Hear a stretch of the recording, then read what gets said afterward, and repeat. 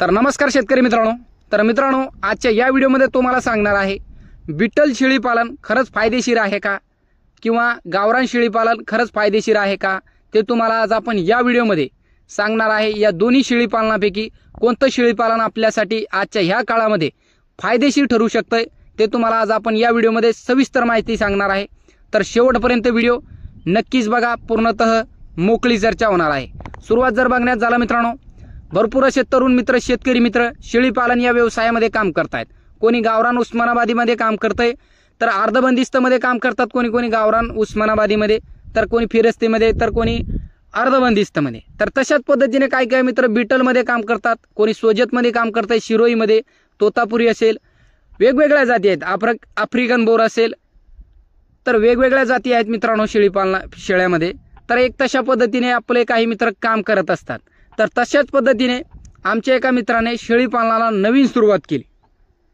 शेळी पालनाला नवीन सुरुवात करत असताना डायरेक्ट त्याने एक बिटल शेळी पालनाला सुरुवात केली आहे आणि सुरुवात करत असताना एका फार्मला भेट देऊन तिथून दोन पिल्ले त्याने खरेदी केले। तर 3.5 ते 4 महिन्याचे एक पिल्ले होते, तर ते खरेदी केले त्याने आणि आपल्या फार्मवरती आणले। तर मित्रांनो, पिल्ले जर तुम्ही बघसाल तर एक सर्वसाधारण एक बोकड आणि एक पाट त्याच्यामध्ये 80,000ला त्याने एक खरेदी केले एका फार्मवरून आणि लांबचा प्रवास होता, त्याच्यामध्ये त्याने आणले सुद्धा आपल्या फार्मवरती। त्याने एक चांगल्या पद्धतीचा संगोपन केला, सुका चारा त्यांना चांगला दिला, ओला चारा दिला। तर ह्या बारीक सारी गोष्टीची एक काळजी सुद्धा घेतली त्याने।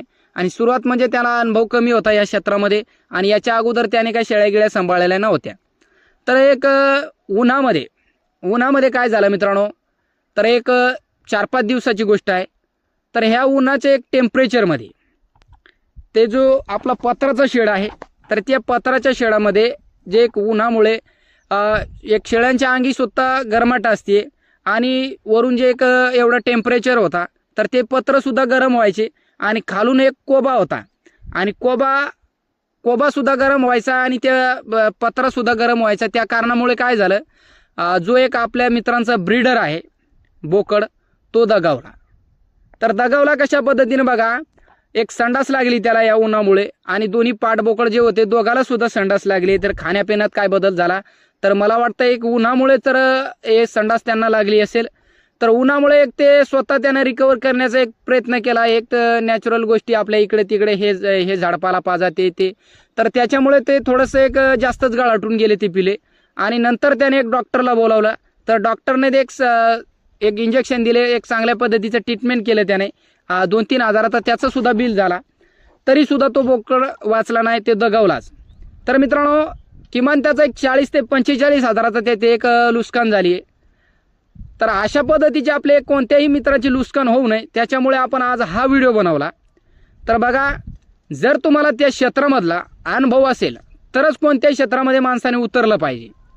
तर आता त्या 40 ते 45 हजाराचा जो बोकड होता, त्याच्यामध्ये जर आपण गावरान शेळ्या किंवा उस्मानाबादी शेळ्यापासून आपण सुरुवात केली असती तर 4-5 शेळ्या आपण खाली जर गाभण शेळ्या जर घेतल्या असत्या तर 2-3 शेळ्या आपल्या चांगल्या आल्या असत्या आणि 4-5 शेळ्या जर आपण खाली घेतल्या असल्या तरी एक 40-45 हजारामध्ये टॉप क्वालिटीमध्ये आपल्याला खाली शेळ्या सुद्धा मिळाल्या असत्या। तर मित्रांनो, घाई गडबडीत जे आपण निर्णय घेत असतो तर त्याच्यामुळे आपण खूप लॉसमध्ये जात असतो। आणि लॉसमध्ये नाही असं नाही म्हणत आपण की कोणत्या क्षेत्रामध्ये तुम्हाला फक्त प्रॉफिटच होईल, लॉसचा सुद्धा सामना तुम्हाला करावा लागेल, चढ उतारा तुम्हाला बघायला मिळेल कोणत्याही क्षेत्रामध्ये। असं नाही की जसं तुम्ही उतरलं त्याच्यामध्ये तुम्हाला प्रॉफिटच होईल, नाही, प्रत्येक गोष्टीची तुम्हाला लॉसमध्ये तुम्ही सुरुवातीला जाल, जसं तुम्हाला अनुभव येईल तसं तुम्हाला त्याच्यामध्ये प्रॉफिट सुद्धा होईल। तर मित्रांनो, जे आपले एक मित्र असतील, तरुण मित्र, शेतकरी मित्र, ज्यांना कोणाला शेळी पालन एक करायचं असेल, बिटलमध्ये सुद्धा त्यांना काम करण्याची इच्छा असेल। आता काही मित्र काय करत असतात, प्रशिक्षण घेत नाही, एक त्यांना अनुभव सुद्धा कमी असतो किंवा अनुभव त्यांना शेळी पालनाचा नसतोच। तर इकडे तिकडे ते एक व्हिडिओ पाहून आमच्या मित्रांची सुद्धा तशीच फसवणूक झाली।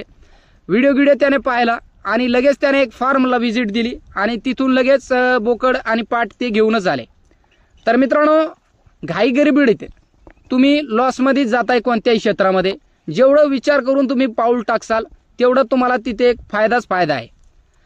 तर फार्म जिथून ते बोकड आणलं त्यांची काही चुकीच नाही मित्रांनो, त्यांनी दिलं तिथून पिलू, त्या टायमाला ते पिले एकदम चांगले होते.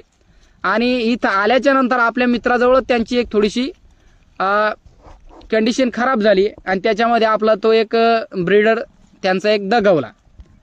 तर मित्रांनो, ज्या मित्रांना कोणाला करायचं असेल शेळीपालन, बिटलमध्ये करायचं असेल, सोजतमध्ये करायचं असेल, शिरोईमध्ये करायचं असेल, वेगवेगळ्या जाती असेल, तोतापुरी असेल, तर जे काही असेल तुमचं त्याच्यामध्ये तुम्हाला इतर ब्रीडवरती काम करायचं असेल तर सुरुवात तुम्हाला सांगतो मी, ज्या आपल्या भागात शेळ्या चरत असतात, शेळ्या आपल्या एक रानावनात फिरत असतात, त्या शेळ्या तुम्ही सुरुवातीला बंदिस्त करा.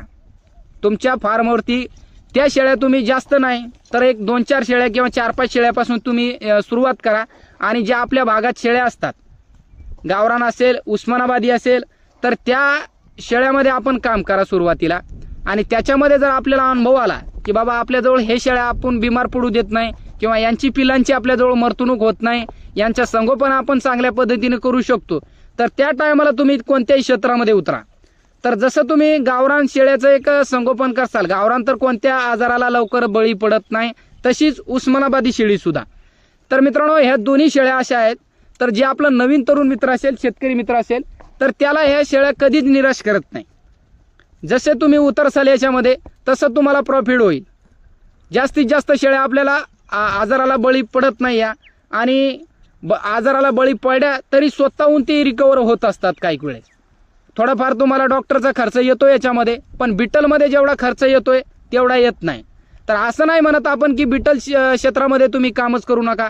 बिटल क्षेत्रामध्ये आजच्या ह्या काळामध्ये जेवढा पैसा आहे तर इतर कोणत्याच ब्रीडमध्ये नाही. तर भरपूर अशा ब्रीड आहे, पण बिटलमध्ये आता सध्या महाराष्ट्रामध्ये ट्रेंडिंगवरती जर आपण बघितला तर बिटल आहे. प्रत्येकाच्या मोबाईलवरती इंस्टाग्राम असेल, काही असेल, तर त्याच्यावरती तुम्हाला बघायलाच मिळतं की बिटल बाबा आम्ही एवढ्याची.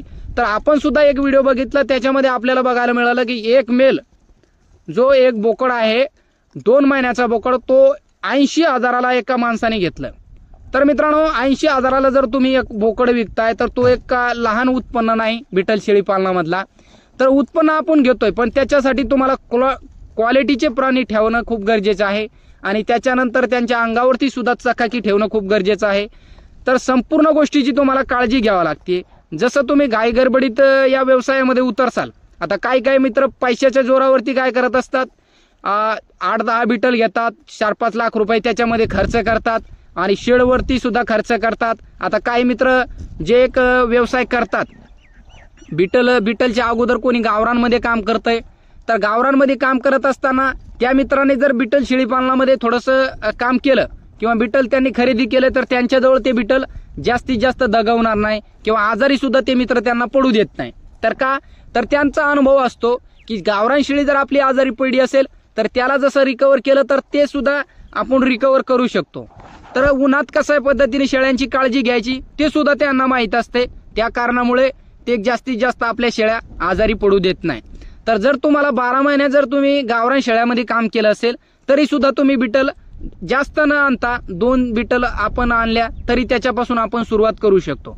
काही मित्र डायरेक्ट 5-5, 10-10 शेळ्या खरेदी करतात आणि त्यांच्या आपल्या इकडं आल्याच्या नंतर आपल्या भागात त्यांना वातावरण सेट होत नाही, आपल्या इकडचं हवामान त्यांना सेट होत नाही, पाण्यामध्ये बदल पडतोय, तर त्याच्यामुळे ते एक दगावतात. आणि दगावल्या मित्रांनो तर एक किमती त्यांच्या एवढ्या आहेत तर ते आपल्याला एक लॉसमध्ये जात असतो शेतकरी मित्र, तरुण मित्र.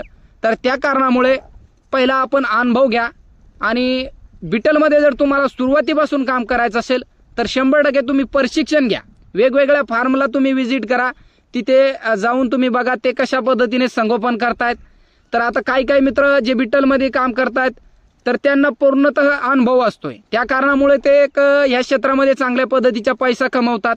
आणि आता काही मित्रांना असं वाटतं की बाबा त्यांच्याजवळ भरपूर असा पैसा आहे आणि ते बिटलमध्ये काम करतात, त्याच्यामुळे त्यांच्याजवळ चांगला पैसा आहे, आपण सुद्धा बिटलमध्ये काम करावं. तर काय हरकत नाही, तुम्ही बिटलमध्ये काम जर करण्याचा विचार करत असाल तर सुरुवातीला तुम्ही प्रशिक्षण घ्या.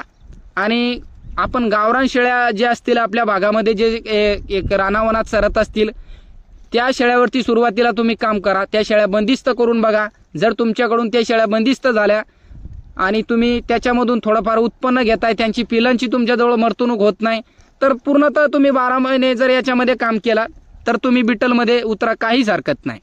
आता काय मित्र काय करत असतात, गावरांमध्ये काम करत असतात आणि ज्या टायमाला बिटल आणायचे त्या टायमाला लगेच त्यांना हायटेक शेड बनवतात, लगेच चांगल्या पद्धतीचे त्यांना गव्हाणी. तर जास्त वाढीव खर्च तुम्ही करूच नका. बिटल म्हणजे बघा, पंजाबमध्ये जशा आपल्या गावरान फिरस्ती शेळ्या चरत असतात तशा पद्धतीने पंजाबमध्ये बिटल शेळ्या चरत असतात. आपल्या गावरान उस्मानाबादी जसे फिरस्तीमध्ये चरत असतात तसे एक बिटल सुद्धा पंजाबमध्ये अशाच पद्धतीने चरत असतात मित्रांनो. जास्तीत जास्त तिकडे शेळे बंदिस्त ते करत नाही, तर तिकडे ते एक त्या हवामानमध्ये एक सूट होत असतात, त्या कारणामुळे ते बिमार पडत नाही. आणि जसं आपल्या महाराष्ट्रामध्ये शेळ्या येत असतात तर त्या टायमाला ते एक बिमार पडत असतात, त्यांचा एक हवामान बदलतो आणि त्याच्यामध्ये एक चारा पाण्यामध्ये सुद्धा बदल पडतोय, त्या कारणामुळे ते एक आजारी पडत असतात. तर करायचं असेल तर एक कमीत कमी खर्च करा त्याच्यावरती आणि बिटलमध्ये जास्तीत जास्त शेळ्या कधी खरेदी करू नका. जसं जसं तुम्हाला अनुभव येईल तसं तसं तुम्ही शेळ्या खरेदी करू शकता बिटलमध्ये. अन्यथा आपण जे एक मेल फिमेल घेतलाय त्याच्यापासून तुम्ही शेळ्या वाढवू शकताय.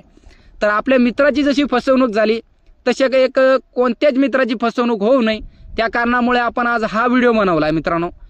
जेणेकरून बघा, शेतकरी मित्राचा जे शेतकरी मित्र आहे त्यांचा पैसा खूप कष्टाचा असतोय आणि कष्टाचा पैसा आपला जर आपण अशा जागी हे करताय तर तिथे आपण 100% लॉसमध्ये जाणार. अनुभव ज्या गोष्टीचा आपल्याला असेल त्याच्यामध्ये तुम्ही पैसा खर्च करा, अन्यथा पैसा आपला खर्च करू नका. तर मित्रांनो, कसा वाटला व्हिडिओ कमेंट करून नक्कीच सांगा. व्हिडिओ आवडला असेल तर जे काय आपले नवीन तरुण मित्र आहे बिटलमध्ये काम करण्याचा विचार करत असेल त्या मित्रांना हा व्हिडिओ नक्कीच शेअर करा. व्हिडिओ आवडला असेल तर व्हिडिओला एक लाईक करा. व्हिडिओ पाहिल्याबद्दल मनापासून धन्यवाद. भेटूया एक अशाच व्हिडिओसोबत.